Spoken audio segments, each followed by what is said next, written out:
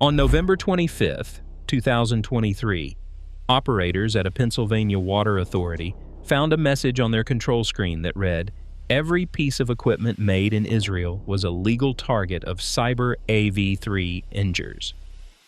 An Iranian military unit had seized a booster station serving American homes. The password protecting it was the digits 11111. 6 officers were sanctioned. A $10 million bounty was posted, and Aliquippa was only the beginning. On February 2, 2024, the United States Treasury released a sanctions list naming 6 senior officials from Iran's Islamic Revolutionary Guard Corps' Cyber Electronic Command. The State Department attached a $10 million reward for information leading to their identification or arrest. These were not anonymous hackers, but high-ranking officers, each with a defined role in the campaign against United States infrastructure. Hamid Homayounfal, a senior IRGC cyber planner, was cited as a key architect. Hamid Reza Lashkarian, his deputy, helped orchestrate the Unitronics programmable logic controller attacks. Mahdi Lashkarian developed and deployed the iocontrol malware, a tool designed to burrow into industrial systems. Milad Mansouri managed the propaganda machine, amplifying each breach on Telegram. Mohammad Bagher-Shirinkar handled technical modifications, erasing ladder logic, changing default ports, and making the attacks harder to detect. Reza Mohammad Amin Sabirian, described as a senior strategist, aligned the campaign's targets with Iran's wider geopolitical goals.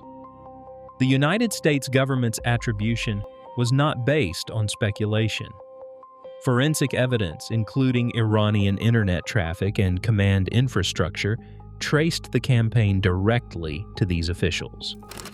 The Office of Foreign Assets Control's designation linked them to both the Aliquippa breach and a broader wave of attempted intrusions.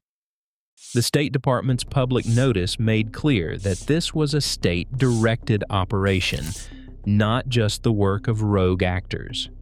Sanctioning these 6 individuals elevated the threat from a technical nuisance to a matter of national security.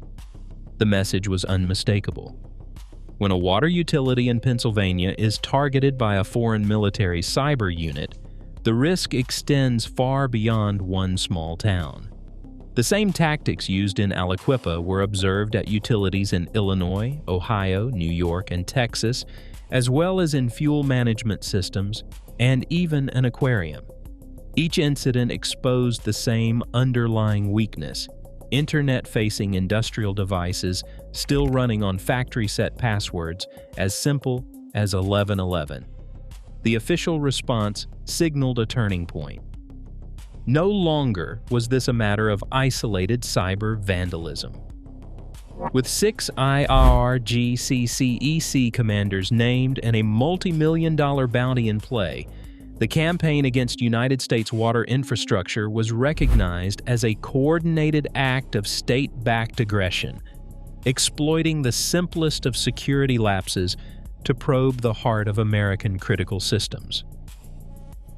In early October 2023, a new wave of online bravado began to ripple through cybersecurity channels.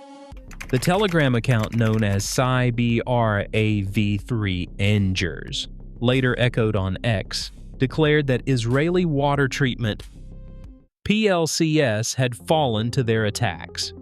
Time-stamped posts, some as early as 2:45 a.m. UTC, claimed a coordinated operation against Unitronics Vision devices, industrial controllers made in Israel and widely used in water plants. The group's messages boasted of taking over 10 Israeli water stations, showing screenshots and issuing threats in both English and Persian. Within hours, these posts were amplified, not only by sympathetic accounts, but by mainstream media outlets hungry for headlines about infrastructure under siege. Yet, as the claims spread, skepticism grew among analysts.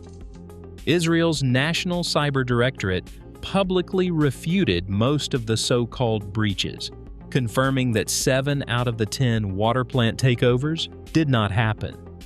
Security experts tracking the campaign noted a familiar pattern: inflated numbers, recycled images, and a focus on spectacle over substance. The technical details behind the group's boasts were real. The exploitation of Unitronics PLCs left exposed online, often still protected by the factory-set password 1111.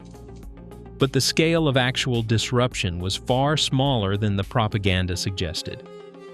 Throughout October and into January 2024, Cyber AV Injures continued to post dramatic announcements, each one hinting at broader chaos. The group's online persona thrived on the theater of cyber war, using defacement images and bold slogans to stoke fear and signal intent. For months, their messaging outpaced their demonstrated impact. But the groundwork was being laid for something more tangible, a spillover from online threats to a confirmed breach inside the United States. At 8:10 a.m. on November 25, 2023, the Municipal Water Authority of Aliquippa, Pennsylvania, faced a situation few small-town utility workers ever expect. Operators discovered that a remote booster station's control panel was no longer responding as usual. Instead, the interface displayed a stark message that read, "You have been hacked. Down with Israel." The screen had been defaced by someone thousands of miles away, yet the impact was felt immediately in the control room. Matthew Motz, chair of the Water Authority, later described the moment as unsettling but not paralyzing. Staff switched the system to manual operation, keeping water flowing while federal agencies were alerted. No water quality or service was lost, but the sense of intrusion lingered. Within hours, federal bulletins confirmed the breach. The attackers had seized control through a Unitronics Vision programmable logic controller, an industrial device that, like hundreds of others across the country, had been left exposed to the internet with its default password 1111. The same tactic was traced to at least 4 additional U.S. water utilities in Illinois, Ohio, and New York, along with a public aquarium. Each incident followed a similar pattern: remote access, defacement or loss of control, and a scramble by local staff to restore order. In Aliquippa, the hackers' political message was as direct as their technical method, broadcasting both their motives and their reach. Reports also surfaced of a 2-day water outage in Ireland, allegedly tied to the same campaign. Yet no Irish regulator or security agency has confirmed a cyber attack caused the disruption. Analysts pointed out that cyber AV3 injures often exaggerated their victories, posting screenshots and claims that outpaced the real-world consequences. Still, the facts remained. Attackers linked to a foreign military had crossed digital borders, and the vulnerabilities they exploited were as basic as an unchanged factory password. For the operators on the ground, the breach was a warning that even the smallest utility could become a pawn in a larger geopolitical game. Unitronics Vision Series programmable logic controllers became the weak link in America's water infrastructure, not because of some arcane flaw, but due to a password anyone could guess: the default password 1111. For years, these industrial controllers shipped with a factory-set credential, and thousands of utilities left it unchanged. On port 20,256, the devices waited for remote commands. No firewall, no virtual private network, just an open door to the internet. When Cyber AV3 injures scanned for exposed programmable logic controllers, they did not need sophisticated exploits. A simple login using the default password 1111 granted full administrative access. Operators could be locked out, ladder logic erased, and pumps manipulated at will. Clarity's forensic team, working alongside CISA, dissected the aftermath of the Aliquippa breach and others like it. They found a predictable pattern. Attackers first authenticated using the default password, then defaced the control interface with political slogans, most notably the message "You have been hacked, down with Israel." But the manipulation did not stop at graffiti. Programmable logic controller firmware versions were rolled back. Upload and download functions were disabled, and in some cases the default port was changed to obscure the intrusion from routine scans. Device logs revealed erased operational code and traces of the iocontrol malware, a tool designed to maintain covert access and enable remote sabotage. On December 12, 2023, Unitronics released a patch addressing CVE 2023-6448, scoring a critical 9.8 on the CVSS scale. The update forced password changes and closed the default port.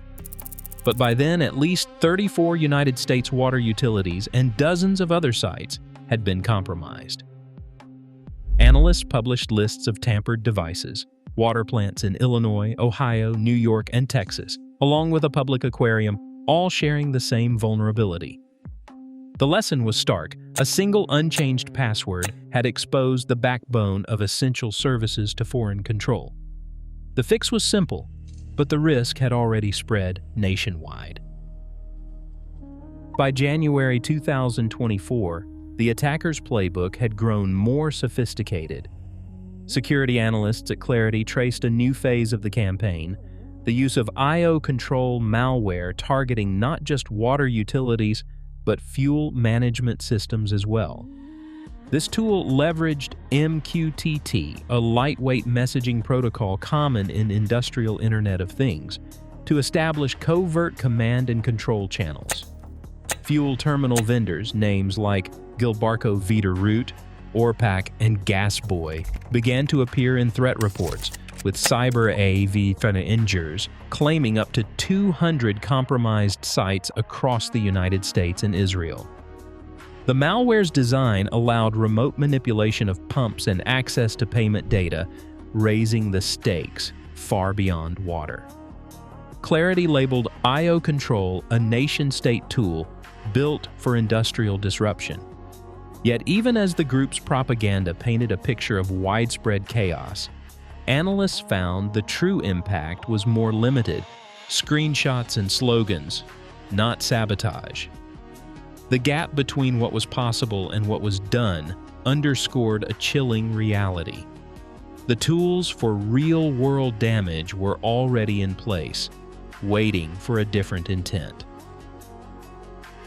On December 1, 2023, the Cybersecurity and Infrastructure Security Agency issued Joint Advisory AA23335A, warning that at least 34 U.S. water and wastewater utilities had been compromised through exposed Unitronics programmable logic controllers.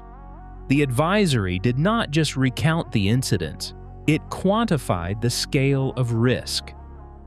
More than 153,000 public drinking water systems and 16,000 wastewater treatment plants operate across the United States. Each one relied on industrial devices that, in too many cases, were left accessible from the open internet, protected only by a password as simple as 1111. Federal officials outlined scenarios where attackers could have altered chemical dosing, cut water pressure to hospitals or fire stations, or triggered widespread service outages. The guidance called for immediate action: change default credentials, segment networks, and apply vendor patches. The message was clear. What happened in Aliquippa was not an isolated event, but a warning shot at the heart of national infrastructure. Today, thousands of U.S. industrial systems remain exposed, some still guarded by passwords as weak as 1111. Cyber AV3 injures propaganda outpaced their impact, but access was real, and so was the risk. Next time, the damage may not stay virtual. The vulnerability is ours to fix or to ignore.